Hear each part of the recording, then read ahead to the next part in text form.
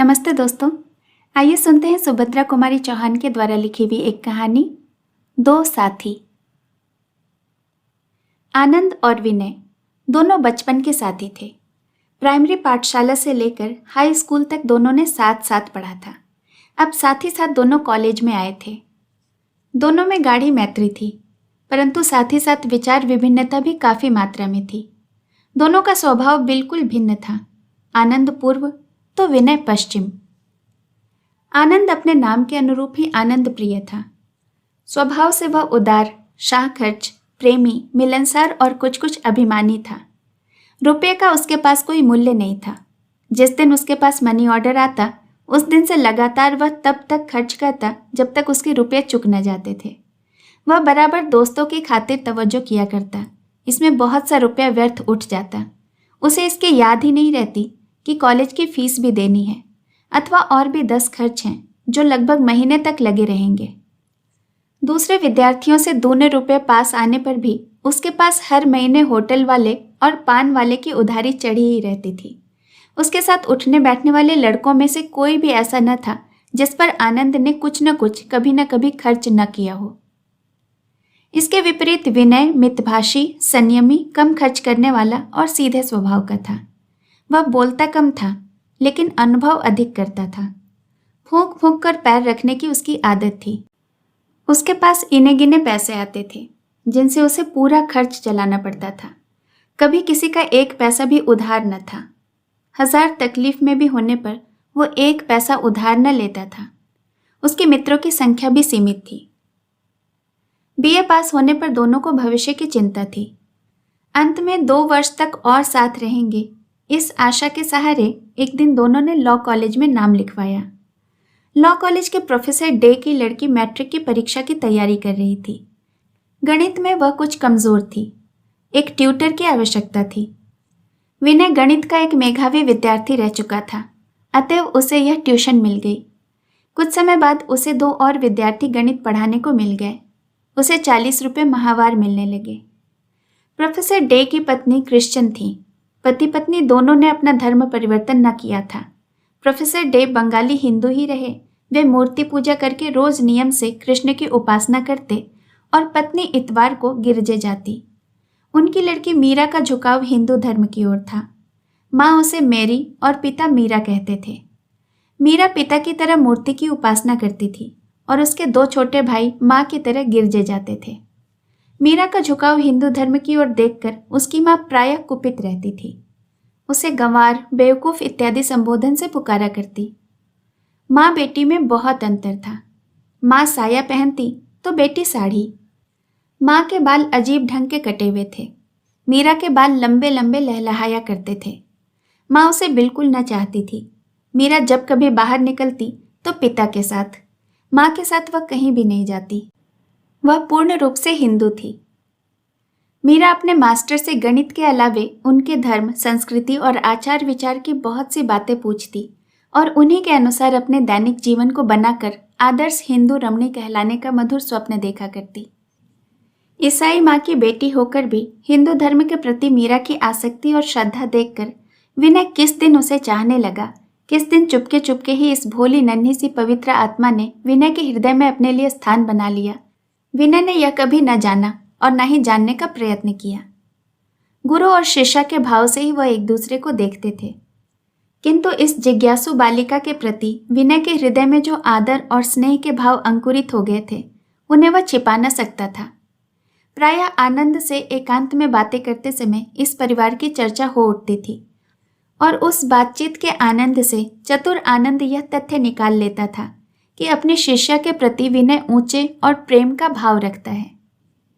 धीरे धीरे आनंद के हृदय में इस लड़की को एक बार देखने की प्रबल उत्कंठा जाग पड़ी। पहले तो उसने इस उत्कंठा को दबाने का प्रयत्न किया और फिर उसने सोचा कि एक बार देखने या मिलने से तो कोई पाप नहीं है। उसने अपनी इच्छा विनय पर प्रकट की। फिर दोनों मित्रों की राय थी कि देखने लायक वस्तु को देखने में कोई हर्ज नहीं, हर्ज न देखने में है। शाम को जब विनय पढ़ाने जा रहा था तब आनंद उसके साथ था। प्रोफेसर डे कहीं गए हुए थे। बाहरी बरामदे में मिसेस डे की इन लोगों से मुलाकात हुई। विनय परिचय करवा रहा था। उसी समय मीरा भी वहां पहुंची। कुछ गर्व के साथ उसने कहा, आप श्री मीरा देवी हैं, मैं इन्हें गणित पढ़ाता हूं। मीरा चुप खड़ी रही। किसी तीसरे व्यक्ति के सामने बात करने में संकोच हो रहा था। मिसेस डे ने पुत्री की ओर देखते हुए भर्त्सना के स्वर में कहा, मेरी, मिस्टर आनंद से शेक हैंड करो। साधारण शिष्टाचार का भी तुम्हें ज्ञान नहीं है। एक क्षण माता की ओर देखकर मीरा ने अपने दोनों हाथ जोड़कर आनंद से कहा, नमस्ते। नमस्ते, उत्तर मिला। क्षण भर बाद मीरा ने आनंद को देखा और अपनी अध्ययनशाला की ओर चल पड़ी। विनय के चले जाने के पश्चात आनंद और मिसेस डे में वार्तालाप होने लगा।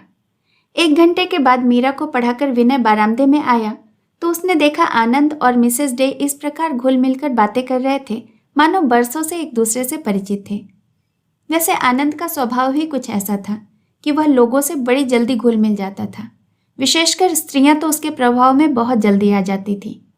वह स्त्रियों के प्रति इतना आदर, इतनी श्रद्धा, इतनी सम्मान प्रदर्शित करता था कि पहले ही मुलाकात में हर मिलने जुलने वाली स्त्री उसे आदर्श पुरुष की श्रेणी में स्थान दे देती थी। इन पिछले 6 महीने में विनय और मिसेस डे में सिवाय नमस्ते के और किसी भी शब्द का विनिमय न हुआ था। पर आनंद ने एक ही दिन में अपना प्रभाव इतना अधिक कर लिया था कि जब दोनों उठकर चलने लगे तब मिसेस डे ने उसे दूसरे दिन के लिए आमंत्रित किया। आनंद ने गर्व भरी आंखों से विनय को देखा। विनय मुस्कुरा दिया। कुछ दूर तक आने के बाद आनंद विनय से बोला, मूर्खराज, 6 महीने तक आकर भी तुम मास्टर के मास्टर ही रहे और बंदे ने एक ही दिन में मित्रता का नाता जोड़ लिया।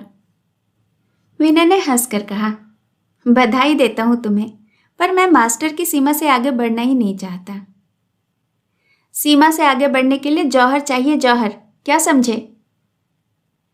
उस जौहर की मुझे आवश्यकता नहीं है और न ही कभी आगे होगी, दृढ़ निश्चय से हंसते हुए विनय ने उत्तर दिया। मीरा मैट्रिक पास हो गई। अब पिता के इच्छानुसार विनय से संस्कृत पढ़ने लगी। आनंद भी डे परिवार का एक व्यक्ति सा हो गया। विनय का अधिक समय इस परिवार के साथ बीतता है। परिवार के छोटे से लेकर बड़े तक का वह प्रेम पात्र सा हो गया है। मिस्टर डे का विनय पर बहुत स्नेह है। वे इसे अपने पास बुलाकर उससे बातें करते हैं। कभी कभी उसके हृदय का गहरा विषाद और असंतोष एक दीर्घ निश्वास के साथ बाहर निकल पड़ने को मचल उठता है। मीरा की प्रशंसा बहुत करते हैं और साथ ही उसके भविष्य की चिंता में एक गहरी सांस भी छूट जाती है। बात ही बात में एक दिन उन्होंने मीरा के विवाह के बारे में कहा। तुम तो जानते हो विनय, मीरा की माँ क्रिश्चियन है, किंतु मेरी लड़की मीरा नहीं। मैं मीरा का विवाह कराना चाहता हूँ। लड़का पढ़ा लिखा, ऊंचे विचार वाला, स्वस्थ और सुंदर हो। धन की मुझे परवाह नहीं। मेरे पास यथेष्ट संपत्ति है जिसमें से मैं आधी तो अपनी लड़की को दे ही दूंगा।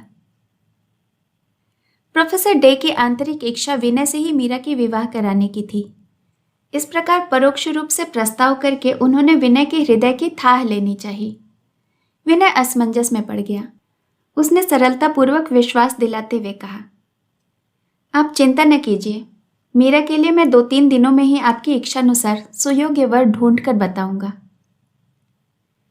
विनय विचारों में डूबता उतरता चला जा रहा था।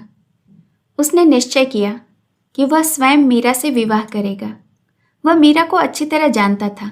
उसे यह भी भान होता था कि वह और मीरा दोनों एक दूसरे के अधिकाधिक निकट आते जा रहे हैं। उसने सोचा, मुझे मीरा के समान अच्छी लड़की शायद ही मिले। रही बूढ़ी माँ की बात, मैं उन्हें सब समझा दूंगा। निश्चय पक्का हो गया। रात को आनंद देर से लौटा। विनय सो गया था। उस दिन सवेरे से ही बातचीत कुछ ऐसी हो गई कि दोनों अलग अलग हुए तो शाम को मिले, और वो भी मिसेस डे के मकान पर। जब विनय मीरा को पढ़ाने लगा तब उसकी मानसिक अवस्था ठीक न थी। वह आज मीरा को और ही भाव से देख रहा था। प्रायः वह सोच में डूबा सा रहता और मीरा के कोई प्रश्न पूछने पर चौंक सा जाता था। पुस्तक उठाते समय अचानक मीरा के हाथ से उसका हाथ छू गया। विनय सिहर उठा। मीरा ने जाना आज मास्टर साहब का पढ़ाने में मन नहीं लग रहा है। वह बोली, मास्टर साहब, आज आप किस गहरी चिंता में हैं? रहने दीजिए, कल पढ़ाइएगा। पुस्तकें समेटकर उसने एक तरफ रख दी। ठीक कहती हो मीरा। सचमुच आज मेरा पढ़ाने में जी नहीं लग रहा है। कल पढ़ाऊंगा। प्रोफेसर साहब हैं क्या? विनय ने पकड़े जाते देखकर कहा। मीरा ने भीतर से आकर पान रखते हुए कहा, पिताजी कहीं गए हैं, अभी आते होंगे।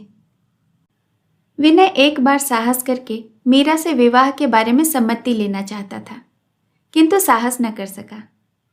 उसने अनायास ही मीरा से प्रश्न किया, अच्छा मीरा, तुमने अपने भविष्य के लिए क्या निश्चय किया है? अभी मैं क्या निश्चय करूंगी, पिताजी तो हैं, परंतु फिर भी इतना निश्चय है कि मेरी जीवन यात्रा एक हिंदू नारी के उच्चतम आदर्शों को लेकर ही प्रारंभ होगी। विनय ने एक संतोष की सांस ली। प्रोफेसर साहब आए नहीं, काफी देर हो गई थी, अतएव वह चल पड़ा। फाटक पर ही आनंद से उसकी मुलाकात हो गई। विनय ने उसे अंदर जाने से रोकते हुए यह कहकर कि उसे किसी गूढ़ विषय पर आनंद से परामर्श लेना है, घसीटकर अपने साथ ले लिया। दोनों अपने कमरे में जा बैठे। विनय ने कल से लेकर आज तक की सब घटनाएं आनंद को सुना दी और साथ ही मीरा से विवाह करने का अपना निश्चय भी। सारी बातें हो जाने पर भी आनंद के मुख से एक भी उत्साहवर्धक शब्द न सुनकर विनय को कम आश्चर्य नहीं हुआ। उसने आनंद की ओर देखा। उसका चेहरा स्याह पड़ा जा रहा था।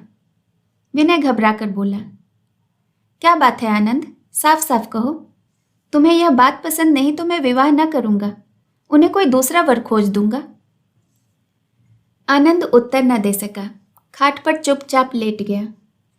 विनय स्टोव जलाकर चाय तैयार करने लगा। चाय पीने के बाद कुछ स्वस्थ होकर आनंद बोला,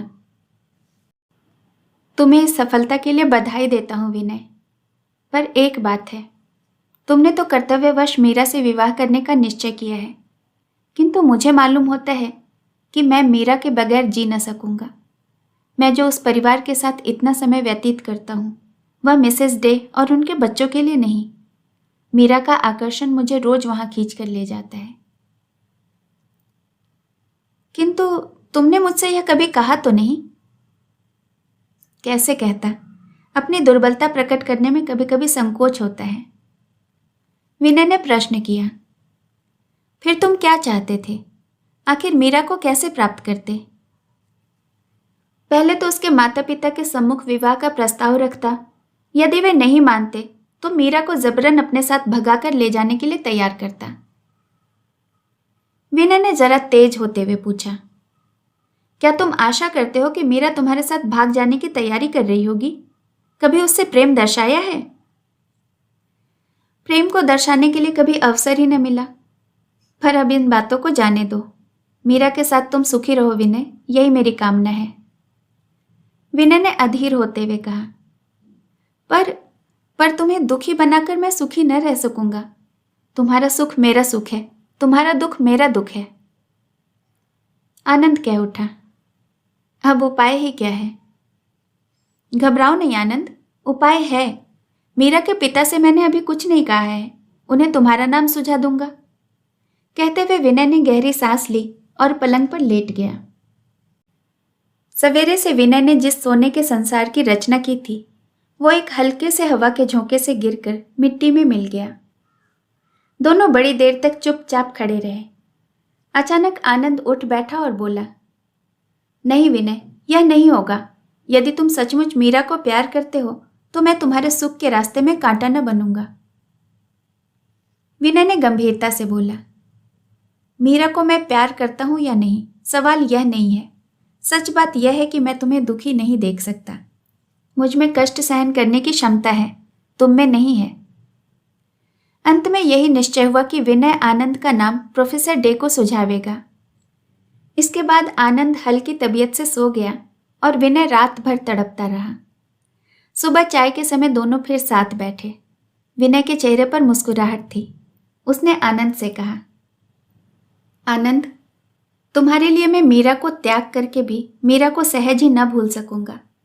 इसलिए उचित यही है कि तुम्हारी विवाह के पहले मैं यहाँ से कहीं चला जाऊं। जाने के पहले मैं मीरा को कुछ उपहार स्वरूप दे जाऊंगा। इससे तो तुम्हें कोई ऐतराज नहीं होना चाहिए। कुछ ठहर कर उसने फिर कहा, एक बात और आनंद, देखो भूलना मत, मीरा को कभी किसी प्रकार का कष्ट न देना। अगर मुझे मालूम हुआ कि तुमने किसी भी तरह से उसे कष्ट दिया है तो मैं मित्रता भूल जाऊंगा, तुमसे उसका बदला लिए बिना न रहूंगा। और इसे मजाक मत समझना, मैं बहुत सोच समझकर यह बात कह रहा हूं। किंतु विनय, तुम्हें खोकर क्या मैं मीरा के साथ सुखी रह सकूंगा? तुम्हारा अभाव तो मुझे कदम कदम पर खटकेगा। आनंद के स्वर में भर्राहट थी, पीड़ा का आभास था। विनय का भी गला भरा आ रहा था। बोला, कॉलेज के जीवन के बाद तो हमें अलग होना ही पड़ता ना, इसके लिए हृदय को दुर्बल न बनाओ। पर एक बार खुद से कहो कि मीरा को कभी कष्ट न दूंगा। विनय, मैं मीरा को कभी किसी प्रकार का कष्ट न दूंगा। आनंद आगे कुछ न कह सका, आंखें भर आई थीं। शाम को जाकर विनय ने प्रोफेसर डे से मीरा के लिए आनंद का नाम सुझाया। प्रोफेसर डे के चेहरे पर वह प्रसन्नता न दिख सकी जिसकी आशा विनय को थी। साथ ही विनय ने कहा, मैं किसी आवश्यक कार्य से बाहर जा रहा हूं, जल्दी लौट कर आऊंगा। विनय वहां से उठकर मीरा के पास गया। मीरा पढ़ने की प्रतीक्षा में बैठी थी। विनय ने अपने आप को संभालते हुए कहा, मीरा, मैं आज भी तुम्हें पढ़ा न सकूंगा, किसी जरूरी काम से बाहर जा रहा हूं। कब लौटूंगा कह नहीं सकता। मैं तुम्हारे लिए कुछ पुस्तकें लाया हूं, इन्हें ध्यान से पढ़ना और समझना। आवाज में एक दर्द था और एक अनुग्रह भी। मीरा के सामने किताबों का ढेर लगाकर एक अंगूठी मीरा की अंगुली में पहनाते हुए उसने कहा, इसे कभी अंगुली से अलग न करना। मैं कहीं भी रहूं, इससे मेरी आत्मा को संतोष रहेगा।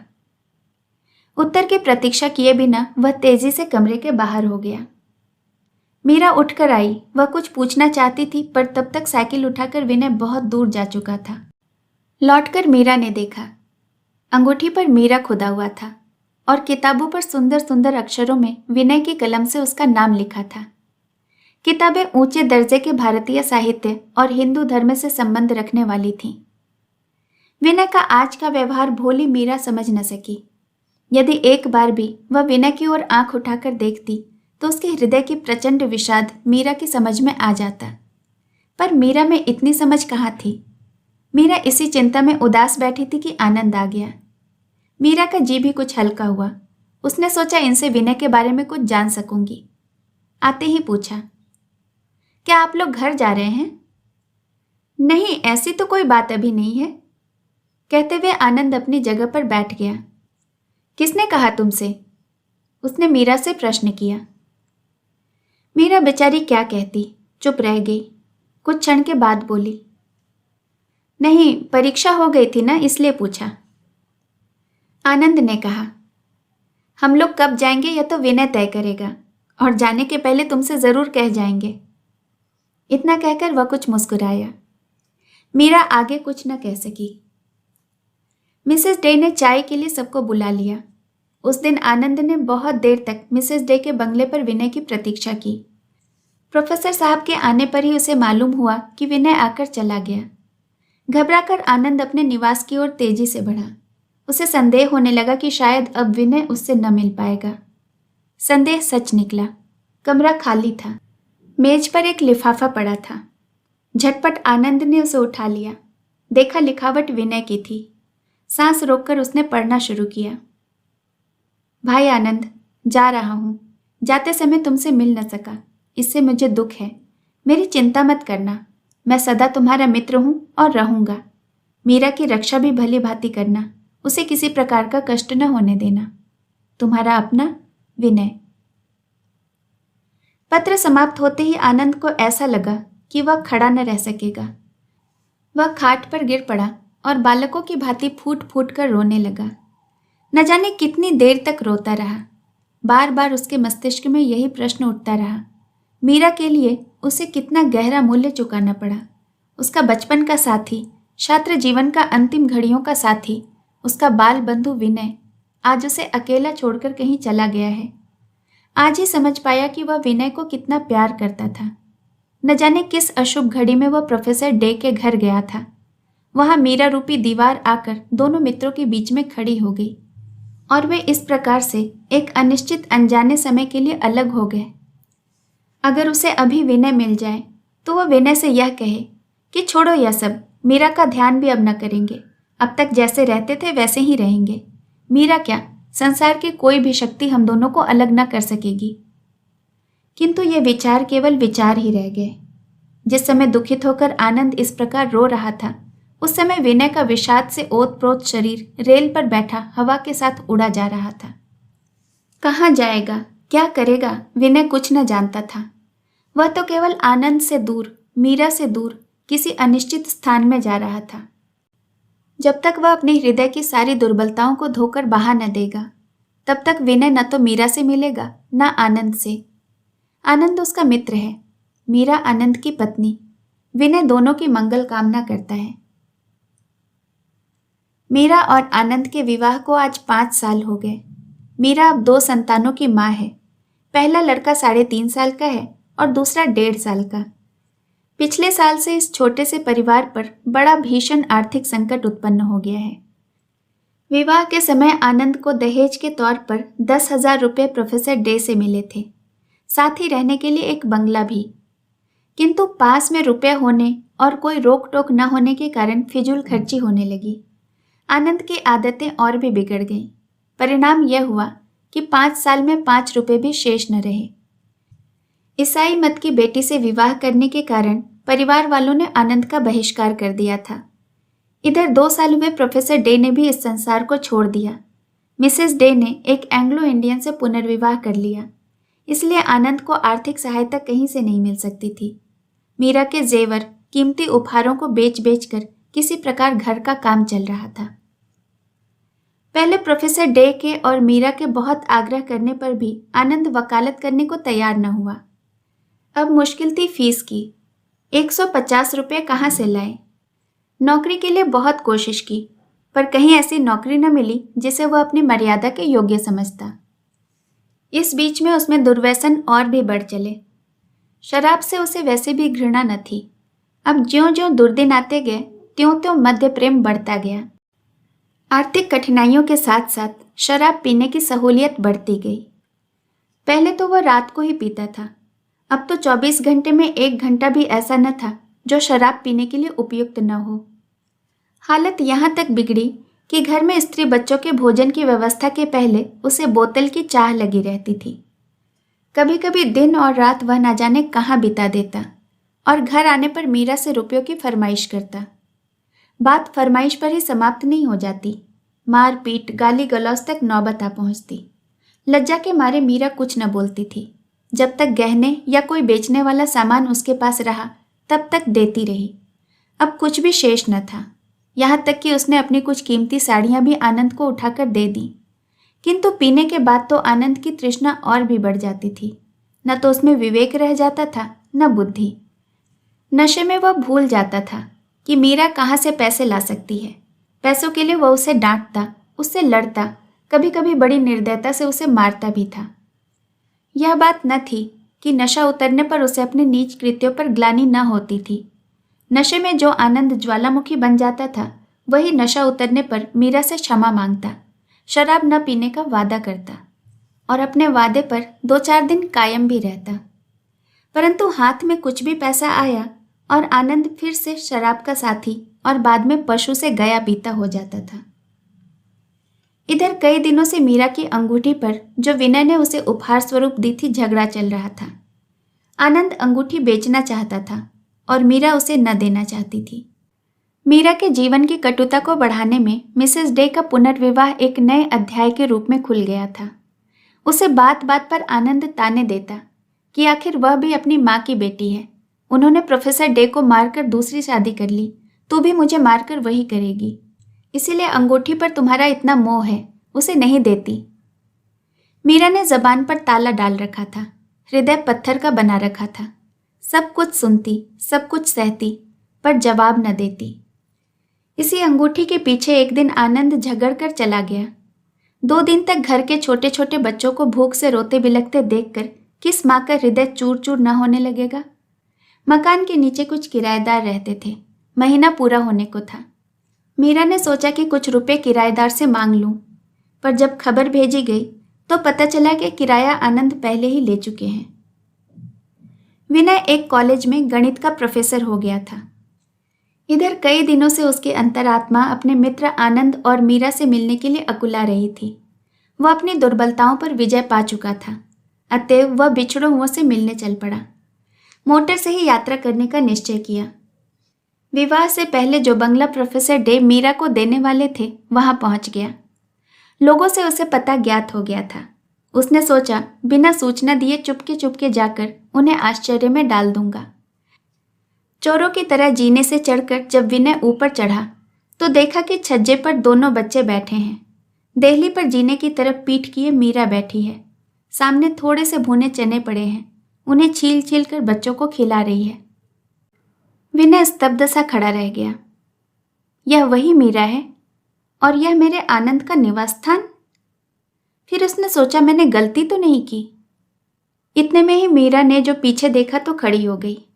स्वाभाविक हंसी के साथ बोली, मास्टर साहब आप हैं, आइए ना, बहुत दिनों के बाद हम लोगों की याद आई।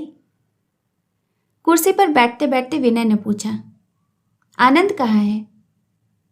मीरा क्या जवाब दे, उसका चेहरा उतर सा गया। अपनी फटी धोती संभालती हुई बोली, बाहर गए हैं, अभी आते होंगे। ठहर कर उसने कहा, हाँ देखिए, मैंने अभी तक आपकी अंगूठी अपनी अंगुली से नहीं निकाली है, फिर भी आप हम लोगों को भूल गए। विनय ने पूछा, ये बच्चे तुम्हारे हैं? उसने सरसरी तौर से मकान के चारों ओर नजर डाली। मकान का पुराना वैभव जहां तहां अब मरणोन्मुख अवस्था में दृष्टिगोचर हो रहा था। भीषण दरिद्रता अब इनका उपहास करते हुए अट्टहास कर रही थी। इसी समय छोटे बच्चे के सामने छिला हुआ चना खत्म हो गया और वह भूख के मारे चिल्लाने लगा। मीरा चने छील छील कर खिलाने लगी। बच्चे ने चने फेंक दिए और दूध मांगा। मीरा आश्वासन दे न सकी कि दूध नहीं है। बच्चा मचल पड़ा। बड़े लड़के ने उसे समझाते हुए कहा, माँ को तंग मत करो, दूध नहीं है। विनय परिस्थिति समझ चुका था और जब उसने यह करुण दृश्य देखा तो अभी आधे घंटे में आता हूं कहकर वह तेजी से सीढ़ी से उतरकर बाजार की ओर गया। विनय के जाने के कुछ समय पश्चात ही आनंद आया, शराब में झूमता हुआ उन्मत्त। उसने मीरा से खाना मांगा। बेचारी मीरा क्या देती, घर में तो कुछ था ही नहीं। विवेक तो दूर ही रहा, बुद्धि भी नशे में चूर हो जाती है। आनंद ने आओ देखा न ताओ पास रखी कैंची उठाकर मीरा को मारी। कैंची मीरा के सिर में जोर से जा लगी। खून की धारा बह निकली। आनंद खाट पर गिरकर बड़बड़ाने लगा, दरिद्री घर की है ना, चने खाने को देती है, मैं घोड़ा हूं जो चने खाऊंगा। उन्मत्त आनंद क्या जाने कि वे चने भी मीरा ने अपने 2 लालों की भूख शांत करने के लिए उधार लिए थे। विनय ने आकर दूसरा ही दृश्य देखा। खून से सनी मीरा बड़े बच्चे का हाथ पकड़े छोटे को गोद में लिए एक तरफ खड़ी है। आनंद आंखें बंद किए खाट पर पड़ा बड़बड़ा रहा है। मिठाई और फलों की टोकरी विनय ने फर्श पर रखी। आवाज सुनकर आनंद ने आंखें खोली। विनय को देखते ही वह फट पड़ा। ओह, तुम हो विनय, तुम्ही ने इनका दिमाग बिगाड़ रखा है। चोरी से मिलने आते हो, शर्म आती है मेरे सामने आने में। विनय ने देखा आनंद होश में नहीं है, आंखें आग उगल रही है। वह सामने से हट गया। आनंद ने बाज की तरह झपट कर विनय का गला पकड़ लिया और गुस्से में बोला, उसकी तो खोपड़ी फोड़ दी है, अब तुम्हें भी मजा चखाए देता हूं। विनय ने किसी तरह अपने आप को उसके पंजे से छुड़ाया और दरवाजे के पास जाकर खड़ा हो गया। आनंद बात तो सुनो, उसने भारी आवाज में कहा। घायल शेर की भांति आनंद बोला, बात पीछे होगी, पहले यह लो खाने भर को। कहकर उसकी ओर झपटा। विनय सामने से हट गया। आनंद आवेग और नशे में अपने आप को संभाल न सका। छज्जे के नीचे वह सड़क पर जा गिरा। उसका सिर फट गया। बेहोश आनंद को उठाकर विनय और कुछ पड़ोसी ऊपर ले गए। 6 घंटे के उपचार के बाद आनंद होश में आया। नशा काफूर हो चला था। विनय को देखकर उसके चेहरे पर एक मुस्कुराहट आ गई। क्षमा करो विनय, मैंने मीरा को बहुत सताया है। आनंद ने मीरा की ओर देखा। उसकी आंखें क्षमा की प्रार्थना कर रही थीं। विनय कुछ न कह सका, आंखें भर आईं। आनंद ने अपने पुराने प्रेम में घुल कर कहा, छी विनय, रो मत, मेरा तो अंत ऐसे ही होने वाला था। शराब ने मुझे कहीं का नहीं रखा। सब कुछ समझता हूँ, फिर भी शराब पीना नहीं छोड़ सकता। विनय, थोड़ी ब्रांडी पिलाओ, मेरी शक्ति जीर्ण होती जा रही है। मुझे तुमसे बहुत बातें करनी है। मीरा ने आनंद को थोड़ी सी ब्रांडी पिलाई। आनंद ने मीरा का हाथ पकड़ लिया। मीरा जमीन में गड़ सी गई। उसने कहना शुरू किया, विनय भाई, एक बार तुमने मुझसे कहा था कि मीरा को कोई कष्ट न होने पावे, परंतु मैं तुम्हारे अनुरोध की रक्षा न कर सका। आज मैं तुम्हें अपने दोनों बच्चों और मीरा को सौंपता हूँ। इन्होंने अपने जीवन में बहुत कष्ट का अनुभव किया है। इन्हें किसी प्रकार का कष्ट अब न होने देना। विश्वास दिलाओ तो मैं शांति से मर सकूंगा। उसकी शक्ति क्षीण हो रही थी। हाथ पैर ठंडे पड़ते जा रहे थे।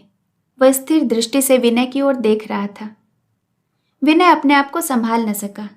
आनंद की छाती से चिपटकर रो पड़ा। आनंद, तुम मुझे छोड़कर क्यों जा रहे हो? मैं तुम्हारे बिना जी न सकूंगा, उसने सिसकते हुए कहा।